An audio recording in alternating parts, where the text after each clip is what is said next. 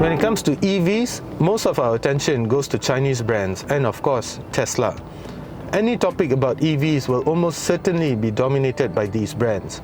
But we forget that the Nissan Leaf was the world's best-selling EV until 2020.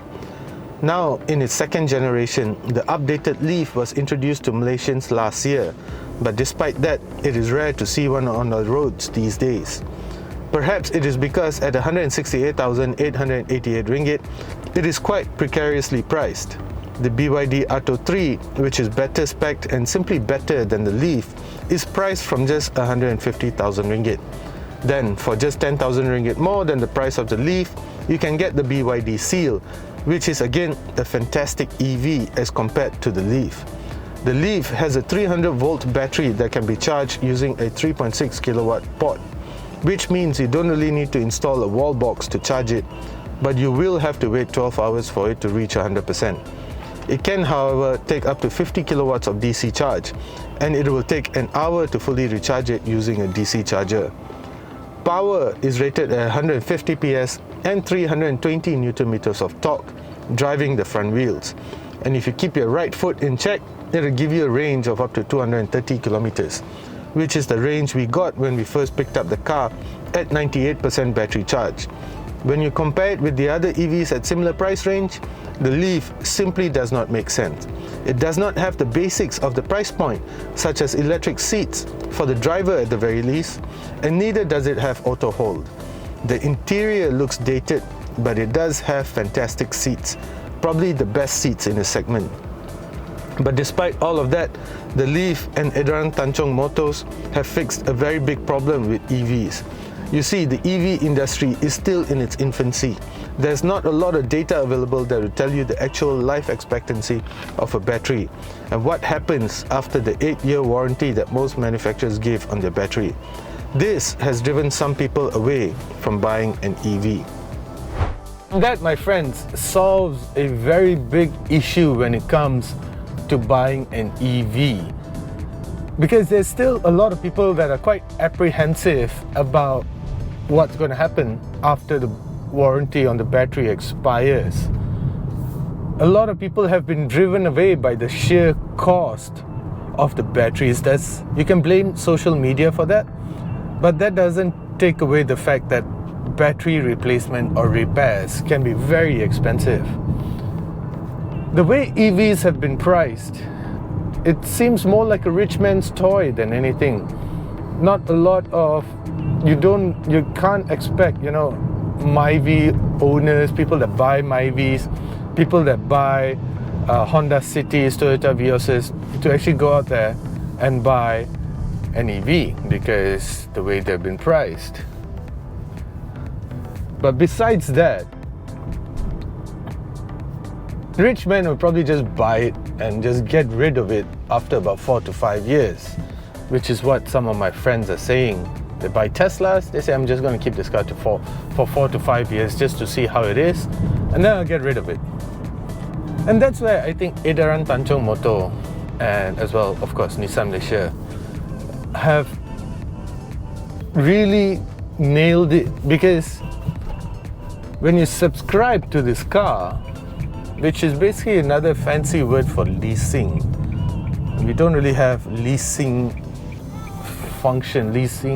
feature in Malaysia, simply because I'm not actually 100% sure, but I hear that it's the way our financial system has been set up, so we don't really allow leasing.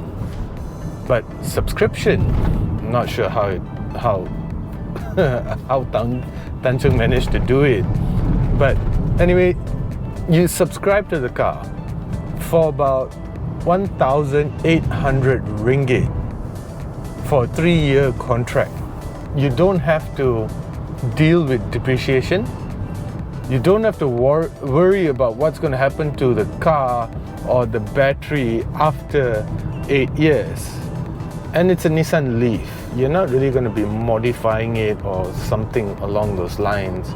You don't want to put bigger wheels, decals, and you're not going to put a huge spoiler at the back or body kit. You can, but yeah, not on a Leaf. So since you're not going to be doing all of that, you might as well lease it. And I think that solves a very big issue, because you don't have to worry about a lot of things when it comes to buying the Leaf. And at 1,800 ringgit, I think it's quite a steal. Not bad lah. Because I remember a time where leasing this car, subscribing to this car, costed about 3,200 plus, if I'm not mistaken. And then later on, this was the previous generation model, and then later on, I think it was with Go-Car that you could subscribe to it with Go-Car for about 2,400, 2,500 ringgit, something along those lines. And then now it's just getting cheaper and more affordable, 1,800 ringgit, which is fantastic, because for just 1,008 you can get this car. It gives you decent range. Right now I'm at 203 kilometers with an 82% state of charge for the battery. Of course it's not going to take you very far, but I'm still unconvinced by intercity commutes, intercity drives with an EV. Sure, there's a lot of infrastructure out there. You know, companies like Shell, companies like Porsche, Gentari, all these people, all these powerful companies have been going out and setting up charging ports. BMW, even Ingress Auto, our friends from Ingress Auto have been setting up charging ports wherever available, wherever they can. However, what happens when the ports are busy? You know, somebody just got there 5 minutes before you, and because you are at 8% state of charge, you have no choice but to wait the 1 hour, 1.5 hours for the guy in front of you to get done. Yeah, it's just full of hassle. I know all you EV fans are saying, but there are more ports than one, but I'm just talking, you know, theoretically, not theoretically, I'm just giving a scenario of what happens if all those ports are busy. What happens then? So anyway, EVs, in my opinion, are better suited for urban driving. And because the Leaf gives you a range of about, theoretically, 230 kilometers on, which is what we saw, as I said. It's brilliant for urban drives, because you're not going to do 200 kilometers in a day. If you do that, if you're doing 200 kilometers in a day, please drop me a comment. I want to get to know your story. Tell me your story and how far you commute daily. 200 kilometers is insane. Anyway, back to the point. So in an urban environment, the Leaf thrives. It has Apple CarPlay, so you can navigate, you get good music. I have to say that it's a very nice, comfortable interior. It looks dated, no doubt. But the seats, Nissan makes some really good seats that cannot be denied. If I'm not mistaken, it was, I can't remember, was it the Tiana or the Serena? I know that Navara has some really good seats. But anyway, one of these models had something called zero gravity seats. So it's supposed to make you feel like you're floating, and just absorbs all the vibrations and harshness and everything before your body can feel it. And you really feel like your body is just being hugged in all the right places. Brilliant. The seats are brilliant. The BYD Atto has some really good seats as well. I'm kinda on the fence about this, because the seats in this Leaf are also fantastic. Anyway, back to my point about ownership, about intercity drives and such. If you do decide to buy the Leaf at 170k lah, and 170k is not cheap. There are a lot of better cars out there than the Leaf, because for example, the Atto 3 is a much better car, no doubt about it, hands down. It's a much better car. It has better features. It's just very well equipped. You know, I can't believe that this car doesn't have electric seats. It doesn't have an auto hold function. It has an electronic parking brake, but it doesn't have auto hold function. And even the vanity mirror is not lit. There's no lights. So it's quite a basic car for 170k. There's a lot of better buys, but in the event that you do buy this car, Tanchong actually recognizes the fact that driving an EV out of state may not be the most convenient thing to do. Not in a Leaf, at least with this range.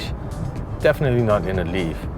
So Tanchong will give you 23 days in a year to use other Nissan models such as the Navara, such as the Serena and the X-Trail. 23 days in a year, which I know is not much, but hey, it's still brilliant. You know, that you want to take your kids for a holiday to Penang or even to Johor, you're not going to make it in your Leaf, go to Tanchong and ask for an X-Trail. You have it for about, most of us take 3 days, 2 nights, 4 days, 3 nights, weekend getaways anyway. So you still have a lot of days left. So that's brilliant. That I gotta, commend Tanchong for. Besides all of that, how does this car feel to drive, to live with? Not bad.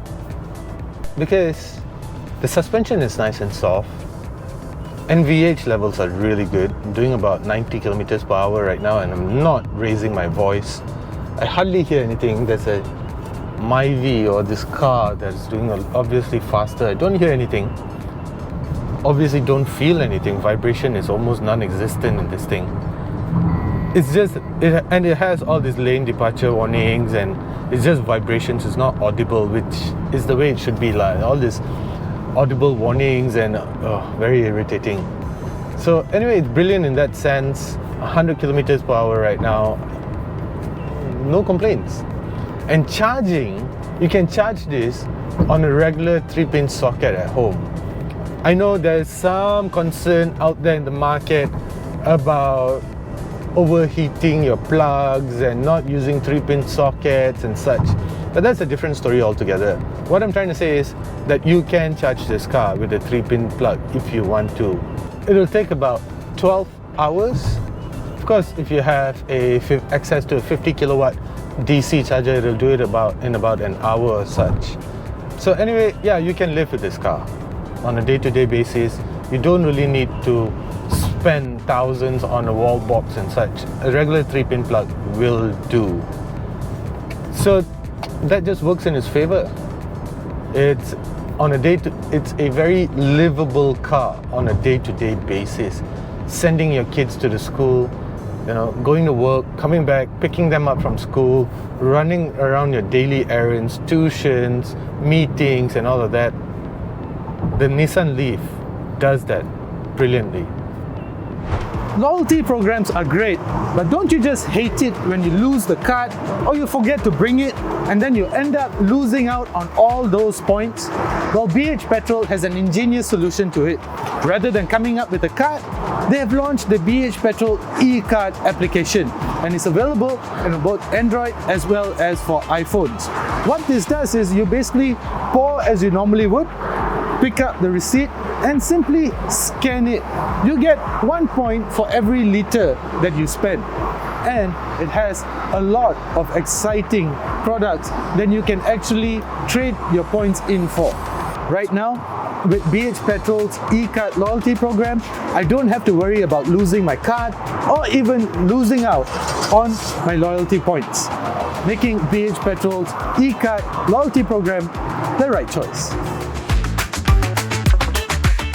So the interior, as I was saying, looks a little bit dated. I mean, check out the door handles. They are chrome door handles. So 90s, right?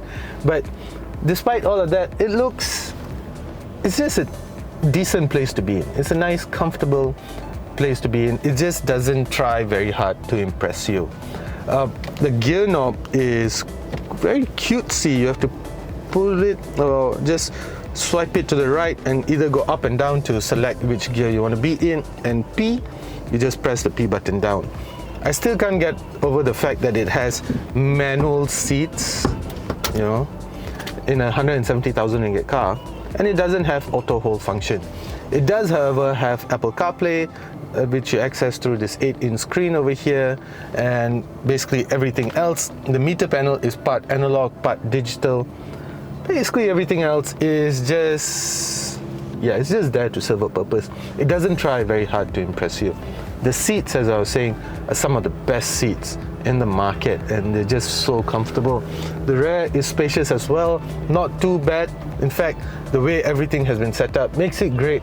Has a day-to-day all-rounder. You want to send your kids to school, to work, meetings, run your errands. The Leaf is perfect for stuff like that. Quality is decent. There's none of, it's a Nissan, right? So quality is pretty good. Well, Nissan makes some really great cars. So I'm quite surprised why this Leaf seat feels very basic, at least for 170,000. But that's the point of that subscription plan. You don't have to deal with this car for very long. You don't have to worry about how it's going to age. You don't have to worry about how much it's going to cost at the end when you really want to let it go. That's what I love about the subscription program. In terms of design, the second generation Nissan Leaf maybe looks better than the first generation model. It is dramatically different, but in my opinion it looks better. Perhaps not in this purple, but the good thing is there's a lot of colors, if I'm not mistaken. 7 different colors to choose from? I could be wrong, I need to fact check that. Anyway, the wheels look great, and if you didn't already know, this is the new Nissan logo. Logo is still the same, perhaps the color and the fonts and such.